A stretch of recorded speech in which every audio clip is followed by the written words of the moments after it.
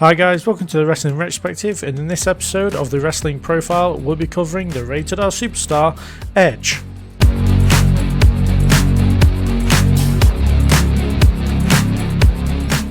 On June 22nd, 1998, Edge would make his debut on Raw facing Jose Estrada Jr.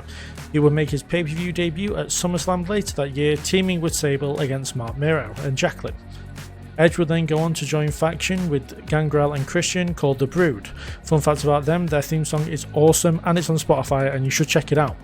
In 1999, the group would join the Ministry of Darkness, led by The Undertaker, but they would break away from the group later that year.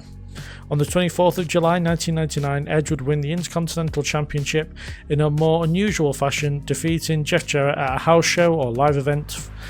He would hold it for just the one day, and in his career Edge would win the title 5 times in 1999, twice in 2001, in 2002 and in 2004, holding the title for an overall 171 days. At WrestleMania 2000, Edge teaming with Christian would win the Tag Team Championships for the first time. The match at Mania was a triangle ladder match with the Dudley Boys and the Hardy Boys. As well as this, a match that would influence many tag teams for many years would come with them being part of the two masterpiece TLC matches at SummerSlam 2000 and at WrestleMania 17. In WWE, Edge is a 14-time tag team champion, winning 7 of them with Christian. He'd also win tag gold with Chris Benoit, Hulk Hogan, Randy Orton and Chris Jericho, but his partnership with Christian is what put tag team wrestling on the map.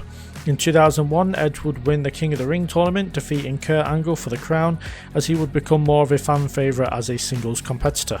In 2001, during the Invasion angle, not only would Edge win 3 more Intercontinental Championships, but he would also win the WCW United States Championship. In 2002, Edge would take time away due to a neck injury and miss a year. He would return in 2004 during the draft, and he won another tag title and another Intercontinental Championship during that year.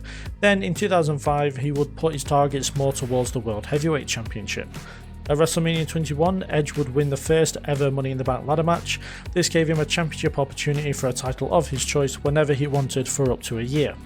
In January 2006, at New Year's Revolution, after holding onto the briefcase for 280 days, Edge would cash in on a beaten and bloody John Cena to win his first of 4 WWE Championships and starting a personal favourite feud of mine against John Cena. He'd hold the title for 139 days overall, with 3 separate reigns, all clocking in at 21 days. On the May 7th episode of Raw in 2007, Edge would defeat Mr. Kennedy, winning his Money in the Bank contract from him. A few days later, he'd cash in on The Undertaker, winning his first of 7 World Heavyweight Championships, a title he'd hold for 402 days overall, feuding with legends like The Undertaker, Jeff Hardy, Batista and Rey Mysterio for the championship over the coming years. In 2010, Edge would start the year out with a torn Achilles tendon, but would return for the Royal Rumble match on January 31st, where he would make a surprise appearance and win the whole thing. Unfortunately, in 2011, Edge would have to retire from in-ring action due to issues with his neck, and then in 2012 he would be inducted into the WWE Hall of Fame. However, in 2020, Edge would make a miraculous return to the ring during the Royal Rumble match to a huge ovation. He would be back at a full-time-ish capacity, having feuded with the likes of Roman Reigns for the Universal Championship, Randy Orton, Seth Rollins and AJ Styles. He'd win the 2021 Royal Rumble and main event WrestleMania 37 and form the Judgment Day, a faction that he would have with Damian Priest and Rhea Ripley before they kicked him out later on. Edge would make his last appearance in WWE to date on the August 18th episode of SmackDown, defeating Sheamus, and since then he joined AEW, a profile that's maybe be made on another day. So that was the WWE career of the Rated R superstar Edge. If you enjoyed the profile, do get a like, do put down in the comments any future profiles you'd like me to do and your favourite Edge moment.